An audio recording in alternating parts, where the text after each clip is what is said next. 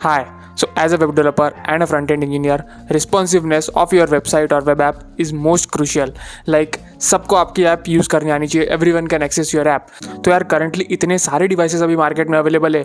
Like phones में भी अभी बहुत सारी कैटेगरीज आ गई है. पहले हम फ़ोन्स के हिसाब से रिस्पॉन्सिवनेस सेट करते थे. अब फ़ोन में भी बहुत सारे टाइप्स आ गए, जैसे फ्लिप फ़ोन हो गया, फोल्डिंग फ़ोन हो गया. तो उस हिसाब से अपना यूज़र इंटरफेस डिज़ाइन करना, या फिर अपने स्मार्ट वॉच में भी अभी ऐप्स रन होने लगे, टीवीज़ में ऐप रन होते हैं. सो ऐसे हिसाब से अपनी वेबसाइट, अपने वेब ऐप्स बनाना कि वो हर चीज़ में, हर डिवाइस में चल सके. सो आज के ज़माने में ये बहुत इंपॉर्टेंट चीज़ है. और as a front end engineer और एज अ वेब डेवलपर हमें ये चीज़ ध्यान में रखनी चाहिए वेबसाइट बनाते वक्त. तो यार मैंने आपको छोटा मोटा स्टैट बता दूं कि 92.3% लोग मोबाइल्स में इंटरनेट एक्सेस करते हैं. इसका मतलब जो भी आप वेबसाइट बना रहे होंगे, आज जाके आप जो वेबसाइट बनाओगे, कल को जाके जो वेबसाइट बनाओगे, वो सारे 92% जन मोबाइल में देखेंगे. सो आप जो अपने लैपटॉप में, कंप्यूटर में जो वेबसाइट बनाते हो, वो तो आप ब्यूटीफुल बनाते हो, लेकिन वो फ़ोन में जब होती है तो वो फट जाती है. मतलब आपने अगर उसको रिस्पॉन्सिव नहीं बनाया, और आज के टाइम पे तो आपको रिस्पॉन्सिवनेस हर कंपनी की रिक्वायरमेंट ही है. मतलब वो प्रायोरिटी उसकी है ही. तो ऐसा बिल्कुल नहीं है कि आपने पहले के ज़माने में होता था, मतलब बहुत साल पहले, कि अगर आपकी वेबसाइट कंप्यूटर रिस्पॉन्सिव है, मतलब कंप्यूटर में चल रही है जैसे आपने बनाई है, तो it's fine. But as of today ये सब नहीं चलेगा. आपको रिस्पॉन्सिवनेस सीखनी पड़ेगी. और as a front end developer आपको तो ये साथ साथ में सीखनी पड़ेगी अपने पूरे जर्नी में. तो यार ये वीडियो मैंने इसीलिए बनाया कि ये कंप्लीट कॉम्प्रहेंसिव गाइड है कि आपको वेब डेवलपमेंट करते वक्त रिस्पॉन्सिवनेस कैसे अप्लाई करनी है, लाइक रिस्पॉन्सिवनेस कैसे लानी है, और क्या क्या चीज़ें आपको ध्यान रखनी है कि आपकी वेबसाइट से रिस्पॉन्सिव बने और आपको ज़्यादा एफर्ट ना करना पड़े आपकी वेबसाइट रिस्पॉन्सिव होने को. मैं ऐसे आपको एक बेसिक रूल्स बताऊंगा, एक मेरा माइंडसेट बताऊंगा रिस्पॉन्सिवनेस करते वक्त, कि जैसे ही आप वेबसाइट बनाते रहोगे ना, आपकी वेबसाइट ऑटोमेटिक रिस्पॉन्सिव बनते जाएंगी. आपको ज़्यादा मीडिया क्यूरी लगाने का, तो मीडिया क्यूरी क्या है ये भी डिस्कस करेंगे. सो आपको ज़्यादा मतलब उस पर वर्क करने का ज़रूरत नहीं पड़ेगा अगर आप कुछ स्टैंडर्ड्स फॉलो करते हैं, जो मैं इस वीडियो में डिस्कस करूँगा. सो अगर आप रिस्पॉन्सिवनेस के बारे में कंप्लीट जानना चाहते हैं यार, और आप वीडियो में यूट्यूब पर ढूंढ रहे कि कौन सा वीडियो अच्छा है, कहाँ से सीखूँ रिस्पॉन्सिवनेस, तो this is the video you need. So guys let's discuss कि रिस्पॉन्सिवनेस हमारी डिज़ाइन करना वेबसाइट में कहाँ से स्टार्ट होती है. यार मैं आपको एक कंप्लीट फ्लो बताता हूँ कि आपको माइंडसेट कैसे रखना है. सो सबसे पहले ना, मुझे भी ऐसा लगता था कि सबसे पहले हम क्या करते हैं, HTML CSS जावास्क्रिप्ट से हम वेबसाइट बना लेते हैं, और जैसी वेबसाइट हमारी बन गई तो उसके बाद क्या करते हैं हम, फिर उसके बाद CSS में हम रिस्पॉन्सिवनेस स्टार्ट करते हैं. राइट, यही मैंने मेरे इनिशियल सारे 3-4 प्रोजेक्ट्स में यही अप्रोच फॉलो की थी कि मैं पहले पूरा वेबसाइट बना लेता था और फिर उसके बाद उसको कस्टमाइज़ करता था रिस्पॉन्सिवनेस करके. मतलब ब्राउजर का वो जो इंस्पेक्ट एलिमेंट वाला ऑब्जेक्ट रहता है, आपको मैं शायद यहाँ पे बता दूँ, तो वहाँ से मैं एडजस्ट करके CSS उसको मीडिया क्यूरी लगाते जाता था. सो मीडिया क्यूरी क्या है? मीडिया क्यूरी एक फंक्शन है जो कि एक पैरामीटर लेता है आपका पिक्सल्स, आपकी जो स्क्रीन की साइज़ है. आपको शायद मैं यहाँ पे दिखा दूँ, तो यहाँ पे देखो, आप जो देख रहे हैं ना, यहाँ पे पिक्सल्स जो है वो अगर आप पास कर दो फंक्शंस में मीडिया क्यूरी में, तो वो क्या करता है कि जैसे ही वो टच हो गया, वो पिक्सल जैसे एस्पेक्ट रेशियो कम हो गया और वो पिक्सल या फिर उसके अंदर आ गया, मैक्स विड्थ मतलब उसके अगर ऊपर का है और मिन विड्थ मतलब उसके अंदर का है. सो अगर उसके अंदर में आ गया तो वो चेंज होगा. वहाँ से CSS आप अलग से डिज़ाइन कर सकते हैं. आप वहाँ पे नए क्लास में नए प्रॉपर्टीज़ डाल सकते हैं और वो प्रॉपर्टीज़ अप्लाई होंगी और प्रीवियस प्रॉपर्टी है उसको ओवरराइड कर देंगी. सो बेसिकली उसका ये मतलब होता है. तो ये फंक्शन मीडिया क्यूरी को ये बोलते हैं. सो आप ये मीडिया क्यूरी का टेंशन मत लो, आप सिर्फ मीडिया क्यूरी का बहुत ही सिंपल सिंटेक्स है, मैं आपको स्क्रीन पर शो कर दूंगा. और मैंने ये जो सारी बातें मैं आपको वीडियो में बता रहा हूँ ना, उसका मैंने एक बहुत अच्छे से ब्लॉग बनाया मीडियम पे, तो मैं उसका लिंक डिस्क्रिप्शन में दे दूंगा. आपको कोई चीज़ नोट डाउन वगैरह करने की टेंशन नहीं है. आप सीधे जाके वो ब्लॉग एक्सेस करते हो, वहाँ से आपको कंप्लीट गाइड मिल जाएंगी. पर ये तो तरीका था मैं प्रीवियसली फॉलो करता था कि क्या करता था, पूरी वेबसाइट बना ली, फिर उसके बाद मीडिया क्यूरी लगाते जाता था. 10, 15, 20 मीडिया क्यूरी मेरी लगती थी एक टाइम पे. मतलब मेरे को एक प्रोजेक्ट याद है मैंने बनाया था, तो उसमें मैंने प्रैक्टिसेस, बहुत चीप प्रैक्टिस यूज़ की थी. मतलब मैं ऐसी गंदी प्रैक्टिसेस यूज़ करता था कोड लिखते वक्त, लाइक वो चल जाती थी, काम हो जाता था, लेकिन बाद में जब मैं रिस्पॉन्सिवनेस के लिए बैठता था ना, तब बहुत तकलीफ आती थी. मेरे को 20-20, 25-25 मीडिया क्यूरी लगाने की ज़रूरत पड़ती थी, क्योंकि हर साइड से फटता था कोड, हर पिक्सल पे फटता था कोड. और एक बहुत इरिटेटिंग फीलिंग आती है जब आपकी वेबसाइट पूरी रेडी है बस, लेकिन कोई उसको मोबाइल पे एक्सेस नहीं कर सकता. लेकिन ये जो फीलिंग है ना, ये बहुत ही मतलब ज़रूरी है आपको आपका कोड ऑप्टिमाइज़ करने में. क्योंकि क्या है, as a beginner, as a initial हम फ्रंट एंड डेवलपर जब हम CSS HTML सीखते हैं ना, तो बहुत सारे हम गलत प्रैक्टिसेस यूज़ करते हैं. लाइक हमको ध्यान भी नहीं रहता, हमारा काम हो जाता है, आपको जैसे जहाँ पे ऑब्जेक्ट होना है वो आ जाता है. लेकिन क्या है, वो प्रैक्टिसेस की वजह से ना फ्यूचर में बहुत तकलीफ होती है. तो वो प्रैक्टिसेस क्या है, क्या फ्रेमवर्क, क्या ये होना चाहिए, तो वो अभी डिस्कस करेंगे. सो यार पहली चीज़, सबसे मेन और सबसे इंपॉर्टेंट इंपॉर्टेंट है यूनिट एंड डायमेंशंस। तो यूनिट एंड डायमेंशंस क्या है, जैसे कि आपको बताऊंगा यार, हम बहुत सारे यूनिट्स CSS में हम लिखते हैं, जैसे कि पिक्सल हो गया, परसेंट हो गया, रेम हो गया, एम हो गया। सो ये जो सारे यूनिट्स है ना, इसमें से बहुत, इसमें भी कैटेगरीज है। लाइक आप सोचो यार, ये अलग अलग यूनिट्स क्यों है? एक ही यूनिट होता था ना, अगर सबसे काम हो रहा है तो एक ही यूनिट होता, लेकिन ये अलग अलग क्यों है? क्योंकि यार बहुत सारे यूनिट्स ना रिलेटिव है और कुछ कुछ एब्सोल्यूट है। तो एब्सोल्यूट रिलेटिव क्या है? सो आपने पिक्सल सुनाऊंगा और सब लोग इनिशियली पिक्सल ही यूज़ करते हैं। लाइक मैं तो हाइट, विड्थ, जो भी एलिमेंट जहाँ भी मर्जी, पैडिंग, मार्जिन, जो भी करना है ना यार, सब मैं पिक्सल से करता था, सब पिक्सल लगा देता था। और ये अब मेरे को जाके समझ आ रहा है कि अब रियलाइज़ हो रहा है कि यार पिक्सल लगाना कितनी बुरी बात है, क्योंकि पिक्सल जो है ना वो एब्सोल्यूट यूनिट है। एब्सोल्यूट यूनिट मतलब जैसे आपने पिक्सल क्या होता है, एक पिक्सल होता है आपके स्क्रीन में का एक छोटा सा एक डॉट, समझ लो पिक्सल है, तो वो एब्सोल्यूट होता है। अगर आप किसी भी स्क्रीन में जाए तो वो एक ही डॉट ले लेगा, वो रिलेटिव नहीं होगा। रिलेटिव मतलब बड़ी स्क्रीन के लिए वो डॉट ही रहेगा, छोटी स्क्रीन के लिए वो डॉट ही रहेगा, मतलब वो एब्सोल्यूट है। वो बड़ा छोटा वो कुछ कॉम्प्रोमाइज़ नहीं करेगा।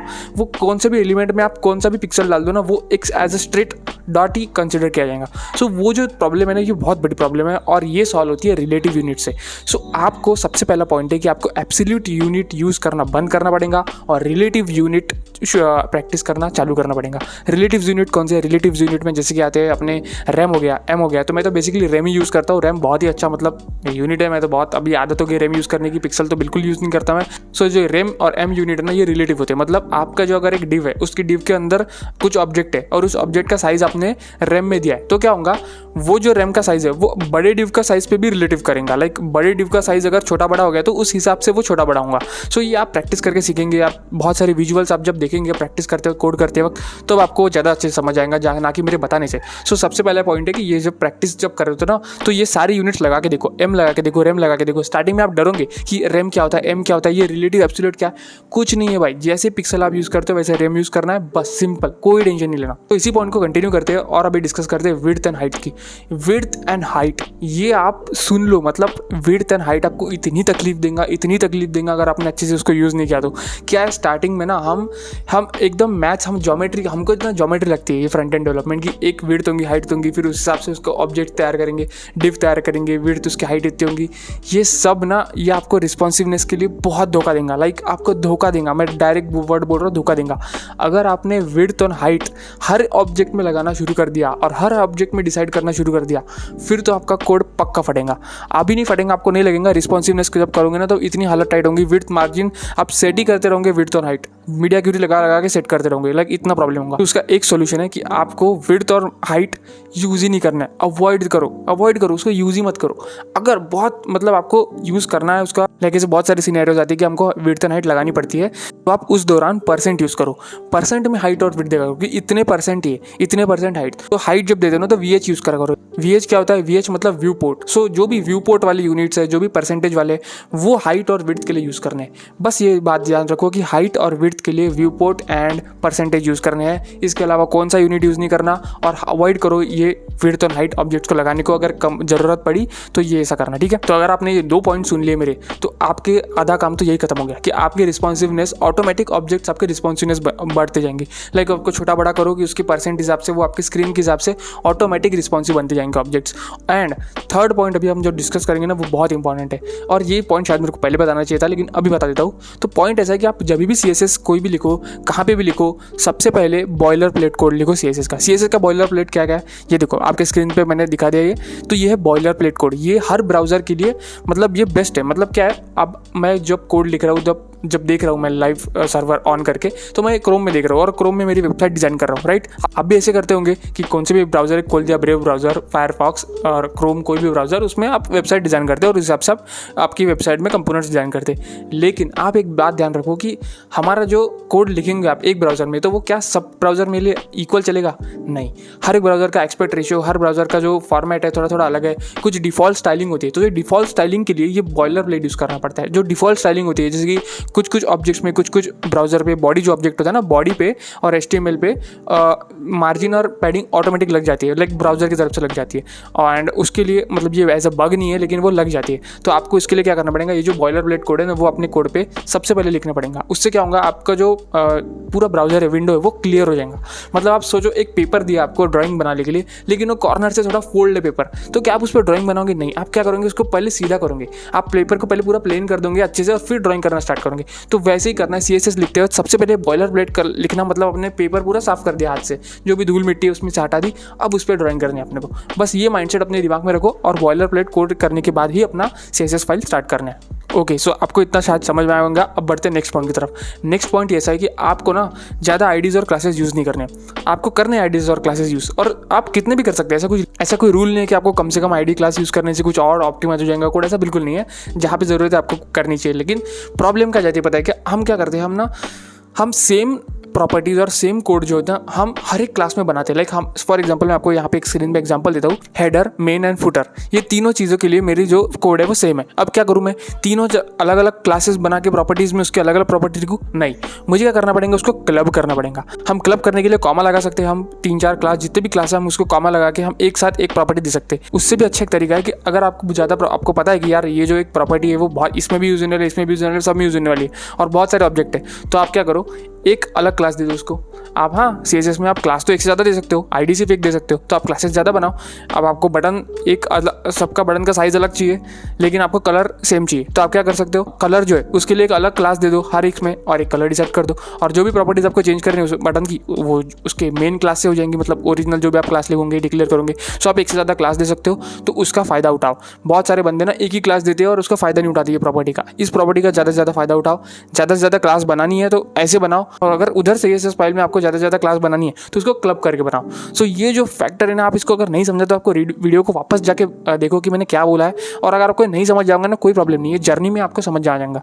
और ये जो वीडियो है ना ये सेव करके रख दो यार, कि मतलब आप कहीं पे भी रिस्पॉन्सिवनेस का पड़ जाएगा कुछ तो ये वीडियो देख लेना। तो अभी नेक्स्ट पॉइंट क्या है कि जब भी हम मीडिया क्यूरी यूज़ करते हैं तो मीडिया क्यूरी क्या मतलब, मीडिया क्यूरी कितनी होनी चाहिए, क्या होनी चाहिए, इस पर थोड़ा डिस्कस करो भाई। तो देखो भाई, मीडिया क्यूरी जब आप लिखते हो ना, सब एक मैं आपको एक रफली आइडिया देता हूँ। आपको 6 एक हेल्दी नंबर है मीडिया क्यूरी यूज़ करने का। लाइक अगर आपने 6 मीडिया क्यूरी यूज़ करनी है हमारे प्रोजेक्ट में तो वो हेल्दी नंबर होता है। अगर आपने 6 से ऊपर खींच लेना मीडिया क्यूरी तो वो कैसा एक मतलब बोल सकते हैं आपका काम तो हो जाएगा, लेकिन वो उसको मतलब जो भी कोड देखेगा बंदा, जो एक्सपीरियंस है उसको लगेगा कि यार शायद इसने अच्छे से कोड लिखा नहीं, इसलिए इसको ज़्यादा यूज़ करनी पड़ी मीडिया क्यूरी। सो ऐसा ना लगे, इसलिए आप 6 तक हेल्दी, और 6 में हो जाता है भाई, 6 में हो जाता है। अगर आप बहुत प्रैक्टिस किया, अपने बहुत मतलब सारे जो मैंने बताया स्टैंडर्ड्स वो फॉलो किए, तो आपको टेंशन लेने की जरूरत नहीं, आपका 6 में हो जाएगा कोड, कोई प्रॉब्लम की बात नहीं है। और अगर कई जगह रिक्वायर है कि एक्स्ट्रा मीडिया क्यूरी 6 के ऊपर जा रही है तो बिल्कुल भी अपने मतलब टेंशन लेने की बात नहीं है कि मतलब क्या मैंने कुछ गुनाह कर दिया।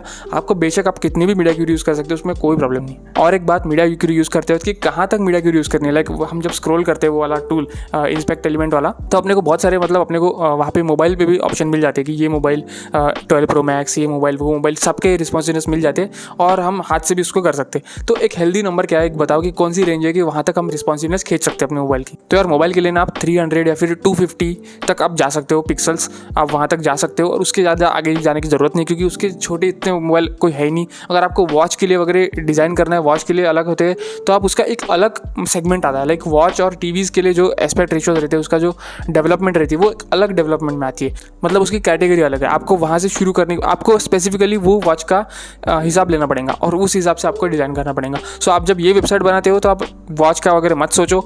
अगर आपको रिक्वायरमेंट है, किसी ने बोला है कंपनी में आप काम कर रहे हो और वॉच की रिक्वायरमेंट है, तो उस वॉच का जो एस्पेक्ट रेशियो रहेगा ना वही अपना ब्राउजर में सेट कर दो। और वो कैसे सेट करते हैं आप इंटरनेट से आराम से देख सकते हो। वो सेटअप करना कोई हार्ड काम नहीं है। वो एक बार सेटअप कर दिया तो आपको सेम वही रिपीट टास्क फिर से करना है। सो हम लोग CSS की इतनी बात कर चुके हैं, और हमने अगर SAS या फिर SCSS यूज़ नहीं किया और पता नहीं इसके बारे में, तो यार ये बहुत ही बड़ी मतलब वो पीछे रह जाएगा।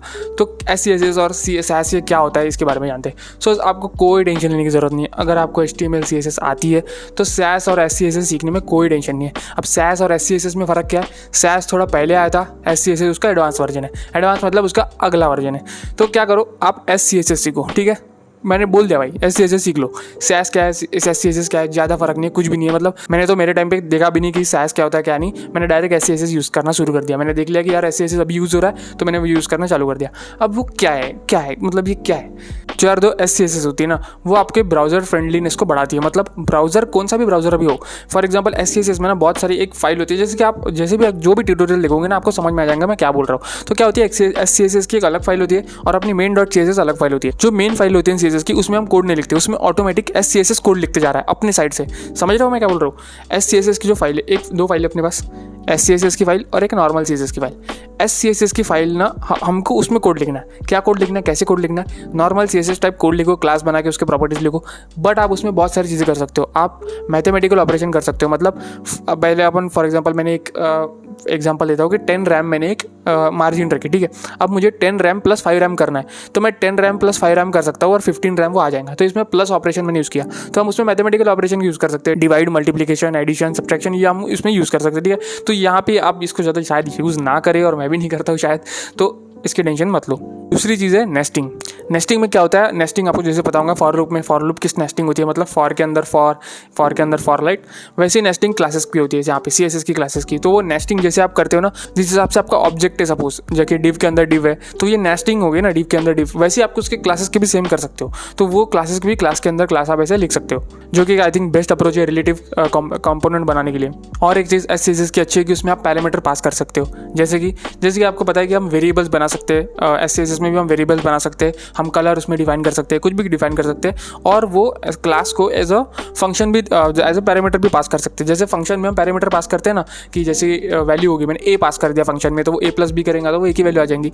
वैसे ही CSS में भी हम पैरामीटर्स यूज़ कर सकते हैं, लाइक उस पर एडवांस वर्जन आ गया, ठीक है। आप इसको बहुत मतलब आई डोंट थिंक कि आप इसमें जब आपको एकदम UI UX में जाओगे ना आप, तब शायद इसका ज़्यादा आप यूज़ करोगे। लेकिन जो नॉर्मल एकदम वेब डेवलपर है, जो कि फुल स्टैक डेवलपमेंट की जर्नी में है, जो फ्रंट एंड को सीख के जल्दी से स्विच होने वाला बैकएंड्स में सीख के, तो उनको शायद इसकी ज़्यादा ज़रूरत नहीं है। और आपको इसकी ज़रूरत पड़ेगी नहीं, तो वो एक गूगल सर्च आप ये सब चीज़ें कर सकते हो। इसका कोई आपको ऐसा सीख के बैठ के किताब खोल की ज़रूरत नहीं है। अगर आपको करना है, उस फील्ड में जाना है, तो आप डेफिनेटली कर सकते हो। एंड द लास्ट थिंग मुझे SCSS की पसंद आती है कि वो हम उसको तोड़ सकते हैं। लाइक हम जो CSS फाइल है, एक टाइम में हम बहुत सारा कोड लिख लेते हैं ना। फॉर एग्जाम्पल मेरे को एक वेबसाइट का कोड है, वो एक ही CSS फाइल में पूरा कोड लिख दिया मैंने CSS का, तो वो हम चीज़ को अवॉइड कर सकते हैं। हम क्या कर सकते हैं, उसको पार्ट में तोड़ सकते हैं। लाइक एक कंपोनेंट का कोड दूसरा इस तरह लिख दिया। फॉर एग्जांपल एक कंपोनेंट की जो CSS है वो अलग लिख दी, दूसरा नैव बार की CSS वो अलग लिख दी, कोई मेन हेडर फुटर है उसकी CSS अलग फाइल में लिख दी। तो ये अलग अलग फाइल को हम इंपोर्ट कर सकते हैं एक मेन फाइल में। तो ये इंपोर्ट वाला जैसे रिएक्ट में हम करते हैं, कंपोनेंट बनाते हैं, उसको इंपोर्ट करते हैं ऐप फाइल में, वैसे शायद आपको रिएक्ट, आई डोंट नो आपको मतलब एनालॉजी समझी कि नहीं, बट रिएक्ट में भी ऐसे होता है। कंपोनेंट को हम इंपोर्ट करते हैं, पैकेजेस को जैसे इंपोर्ट करते हैं, वैसे ही हम यहाँ पे CSS फाइल को इंपोर्ट करते हैं एक CSS फाइल में। तो ये इंपोर्ट वाला जो फैसिलिटी है ना, पार्शियल करना, तो ये एक SCSS में बहुत अच्छी फैसिलिटी है।